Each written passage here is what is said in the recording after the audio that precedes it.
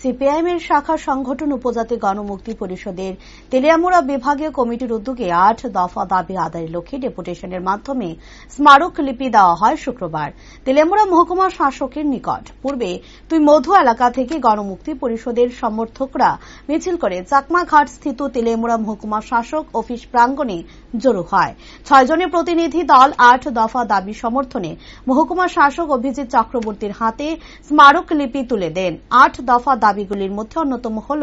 বন সংরক্ষণ আইন ২০২৩ ইংরেজি বাতিল করা, অবিলম্বে এডিসিতে ভিলেজ কমিটি নির্বাচন করার ১১ মজুরি বৃদ্ধি করা, ককবরক ভাষাকে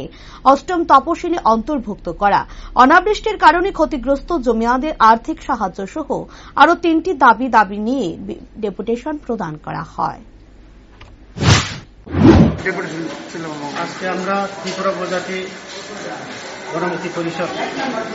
বিভাগীয় তেলিয়ামুড়া মহকুমা কমিটির উদ্যোগে আমরা ৮ দফা সংবলিত যে দাবি সনদ নিয়ে আমরা এখানে ভারতের কাছে ডেপুটেশনে মিলিত হই। ৮ দফা দাবির মধ্যে আমাদের মূল দাবিটা হচ্ছে কেন্দ্রের মধ্যে যে বন সংরক্ষণ বিল যে আনছে তাদের বিরোধিতা করে আমরা তাদেরকে এই বন সংরক্ষণ বিল বাতিল করতে হবে এবং এডিসির হাতে যে অধিক ক্ষমতা এবং ১২৫তম সংবিধান সংশোধন করে এডিসির হাতে অধিক ক্ষমতা এবং ককবরক ভাষাকে ৮ম তহসিলে অন্তর্ভুক্তকরণ এবং ১১ মজুরি বৃদ্ধি